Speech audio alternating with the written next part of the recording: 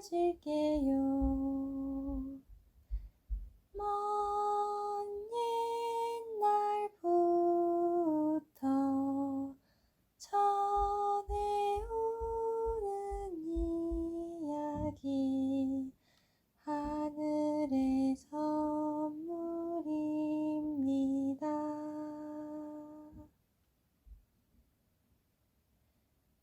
옛날 백성들을 잘 다스리는 임금님이 살고 있었습니다.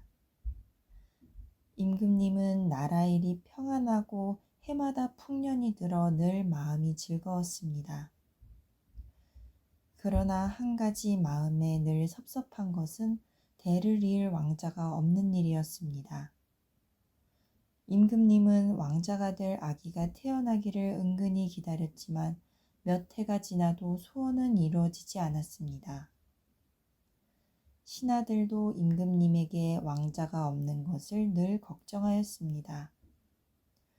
한양 어느 동네에 장래일을 내다볼 수 있는 유명한 노파가 있었습니다. 신하들이 임금님께 아뢰어 그 노파에게 왕자님이 언제 태어날지 알아보시도록 하였습니다. 노파는 말하기 어려운 듯이 망설이다가 간신히 입을 떼었습니다. 앞으로 1년 안에 왕자님이 태어나십니다. 그러하오나 아뢰기는 어렵지만 그 임금님은 3살을 넘기지 못하게 되옵니다. 이 말을 들은 임금님은 마음이 몹시 언짢았습니다. 없는 왕자가 태어난다는 것은 반가운 일이지만 3살을 못 넘기고 죽는다니 마음이 좋을 리가 없었습니다. 임금님은 그냥 우스운소리로 생각하고 그 이야기를 잊으려고 애를 썼습니다. 얼마 후에 과연 왕후는 아기를 베고 그해 안으로 옥동자를 낳았습니다.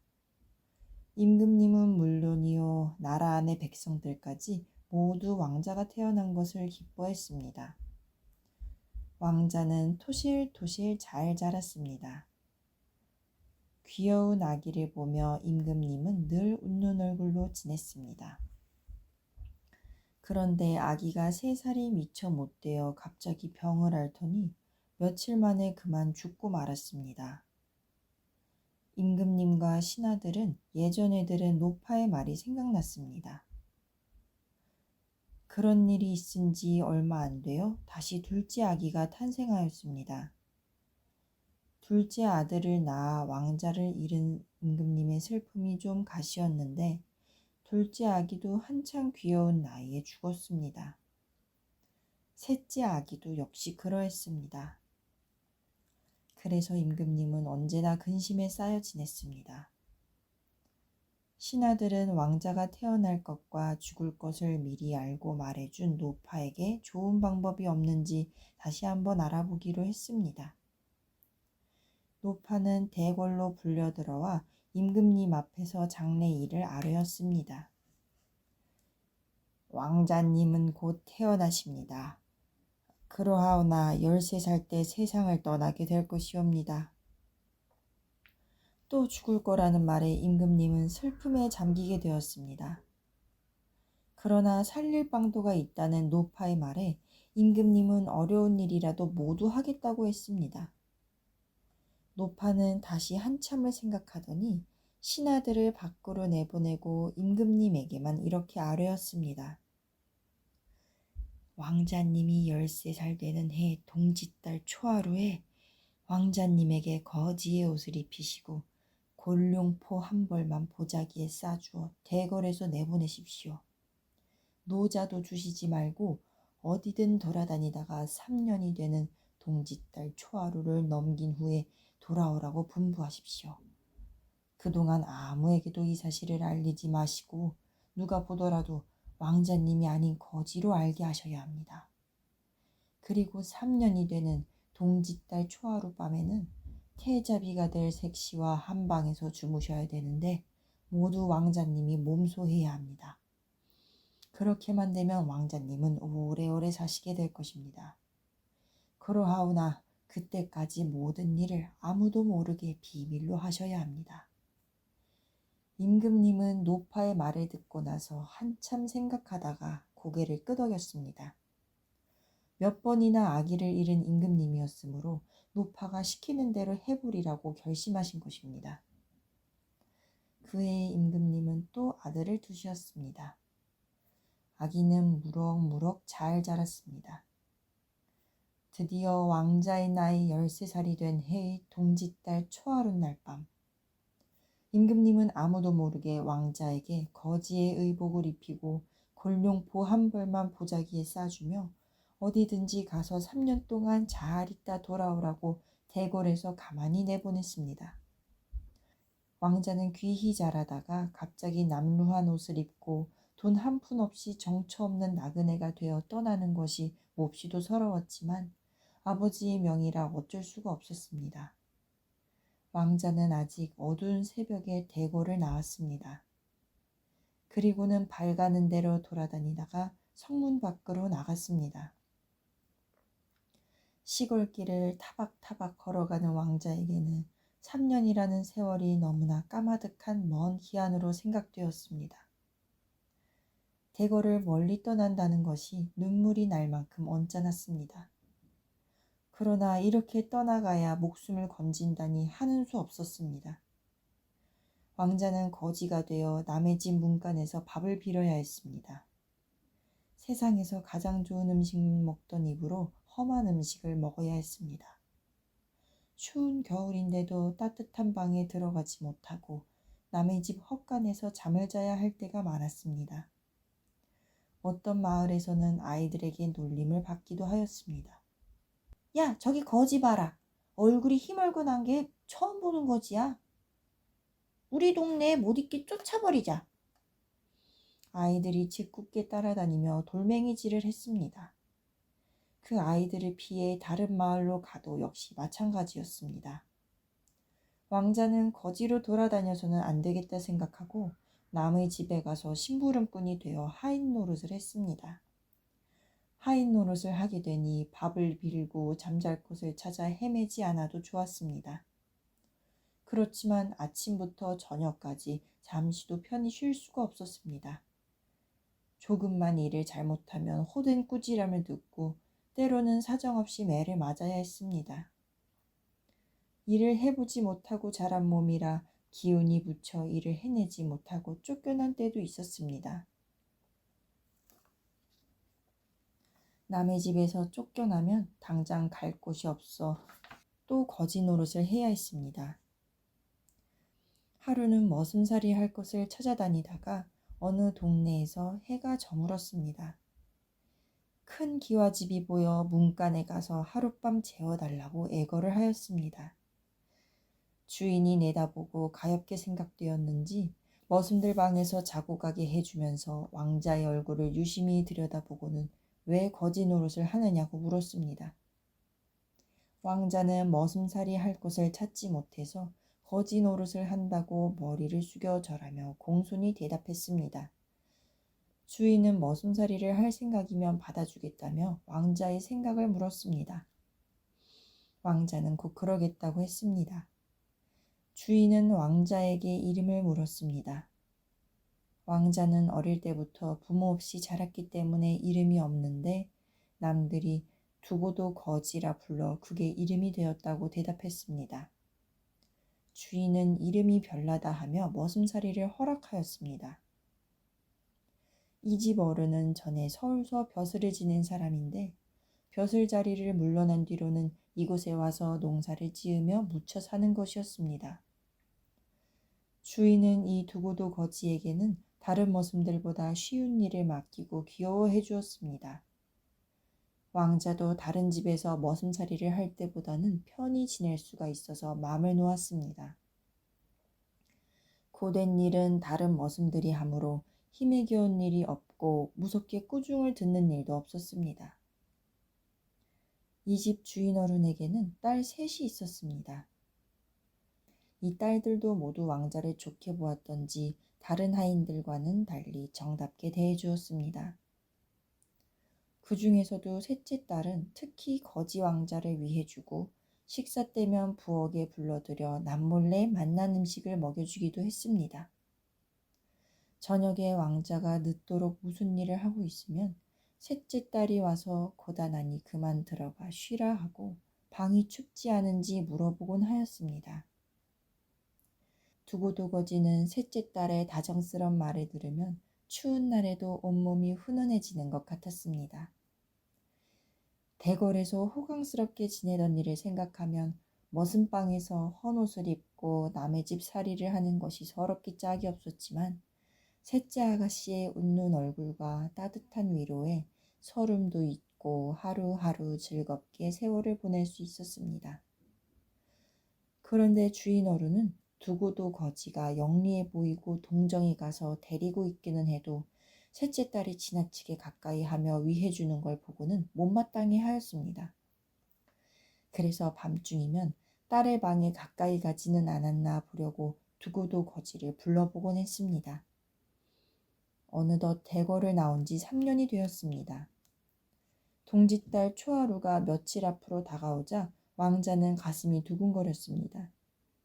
동짓딸 초하루만 무사히 보내면 다시 대궐로 돌아갈 수 있었습니다. 그러나 그날 밤에는 장차 아내가 될 여자의 방에서 자야 한다니 대체 어떻게 해야 할지 알 수가 없었습니다. 드디어 동짓딸 초하루가 되었습니다. 왕자는 그날도 늦도록 집안일을 하고 셋째 딸이 차려주는 저녁상을 받았습니다. 왕자는 셋째 딸의 귀여운 얼굴을 자세히 바라보았습니다. 왕자의 눈에는 그 딸의 얼굴이 꽃같이 환히 빛나 보였습니다. 다행히 오늘 밤을 무사히 넘기고 내일 서울로 가게 된다고 해도 저 아가씨와 헤어지는 것이 마음에 몹시도 섭섭하다고 생각했습니다. 대궐로 돌아가서도 저 아가씨와 언제까지나 같이 있을 수 있으면 좀 좋을까? 이런 생각을 했습니다. 밤이 깊었습니다. 왕자는 부르르 떨면서 셋째 딸이 있는 방 앞으로 갔습니다. 방에서는 아가씨의 책 읽는 소리가 조용조용 흘러나왔습니다. 왕자는 가만히 아가씨를 불렀습니다. 글을 읽던 아가씨는 깜짝 놀라 귀를 기울였습니다. 거지 왕자가 다시 한번 부르자 그제야 아가씨가 대답했습니다. 두고도 거지야, 밤이 깊었는데 가서 자야 하지 않니? 아씨, 오늘 밤엔 방이 차서 잘 수가 없어요. 몸 좀 녹이고 가게 해주십시오. 아버님이 아시면 큰일 날 텐데. 아가씨는 걱정스러운 얼굴을 하면서도 추워서 떠는 두고도 거지가 가엾어서 가만히 문을 열어주었습니다. 왕자는 얼른 방으로 들어가 앉았습니다. 아가씨는 읽던 책을 덮고 왕자를 바라보며 방이 추운 것을 걱정해 주었습니다. 왕자는 용기를 내어 아가씨의 방에서 오늘 밤만 지내게 해달라고 간청했습니다. 그러나 밤중이면 아버지가 두고도 거지를 꼭 부른다는 것을 알고 있는 아가씨는 어떻게 해야 할지 몰라 했습니다. 이때 저편 대청에서 두고도 거지를 부르는 주인 어른의 목소리가 들렸습니다. 왕자는 가슴이 덜컥 내려앉는 것 같았습니다. 얼른 방을 나와 머슴방 앞으로 돌아가서 주인 어른께 나갔습니다. 주인 어른은 늦게 나온 왕자에게 호되게 야단을 쳤습니다. 왕자는 방이 차서 군부를 때려고 장작을 가지러 뒷곁에 갔었다고 둘러댔습니다. 주인 어른은 못마땅하단 듯이 혀를 차며 들어갔습니다. 왕자는 그제야 뛰는 가슴을 쓸어내리며 다시 아가씨의 방으로 들어갔습니다. 아버지가 주무시러 들어간 것을 알고는 아가씨는 왕자에게 두터운 이불 하나를 내어주며 윗목에서 자게 해주었습니다. 아가씨는 추워하는 두고도 거지를 따뜻한 방에서 자게 해주고 싶었던 것이었습니다. 한밤중 자정이 되었습니다. 아가씨가 책을 읽고 있는데 창밖에서 갑자기 우르릉 소리가 나더니 방문이 벌쩍 열리며 불쑥 들어서려는 사람이 있었습니다. 등잔 불빛에 보니 머리털을 흐트러뜨린 무섭게 생긴 사나이였습니다. 아가씨가 벌떡 일어나 왕자를 이불 속에 푹 싸 덮어놓고 큰 소리로 그 사나이를 꾸짖었습니다. 어떤 놈이 함부로 내 방에 들어오려고 하느냐? 썩 물러가지 않으면 너를 잡아 묶어놓게 할 테다. 괴상한 사나이는 슬그머니 방문 밖으로 물러서서 애걸하듯 말했습니다. 아씨 방에 있는 놈은 하인이 아니오. 그 놈은 임금의 아들인데 나를 피하느라고 거짓골을 해가지고 남의 눈을 속인 것이오. 그 놈의 할아비가 죄 없는 나를 죽였소. 나는 그 원수를 갚으려고 왕자가 태어나는 대로 잡아갔소. 이제 이놈만 잡아가면 아주 끝이 납니다. 어서 그놈을 내주시오. 그 사나이는 원한을 품은 귀신이었습니다. 아가씨는 성난 소리로 말했습니다. 안 될 말이다. 조상의 일루에서 죄 없는 왕자님이 목숨을 빼앗기는 것이 될 말이냐? 여기는 아무도 들어올 곳이 아니니 어서 물러가거라. 귀신은 원통하다며 슬픈 소리로 울면서 어디론지 사라져갔습니다. 왕자는 그제야 이불 속에서 나와 아가씨에게 감사의 인사를 했습니다. 머슴살이를 해온 두고두거지가 왕자라는 걸 알게 된 셋째 딸은 놀랍고 반가워 공손히 그를 아랫목으로 모셨습니다. 날이 밝아 주인 어른이 뜰에 나와 보니 두고두거지가 보이지 않았습니다. 이상히 여기고 집안을 돌아보니 셋째 딸 방 앞에 두고두거지의 신발이 놓여 있었습니다. 화가 머리끝까지 난 주인 어른은 두고두거지를 부르며 방에서 나오라고 호령을 했습니다. 한참 만에 방문이 열리더니 딸이 아버지를 내다보고 조용히 하시라고 눈짓을 했습니다. 아버지는 점점 더 괘씸하여 방문 앞으로 다가갔습니다. 방 안에서 무엇을 하고 있느냐며 들여다본 주인 어른은 벽에 화려한 골룡포가 걸려있는 것을 보고는 눈이 휘둥그레져서 그 자리에 주저앉고 말았습니다. 딸은 왕자님이 고단하여 아직 자고 있다고 조용히 말했습니다. 주인 어른은 왕자에게 무례하게 굴었던 것이 죄송스러워 문 밖에서 머리를 조아렸습니다. 왕자가 일어나 뜰 아래 내려와 주인 어른을 붙들어 방으로 모셔드리고 오랫동안 길러준 은혜를 감사하며 정중히 절을 했습니다. 왕자는 거지의 옷을 벗고 깨끗한 옷으로 바꿔 입었습니다.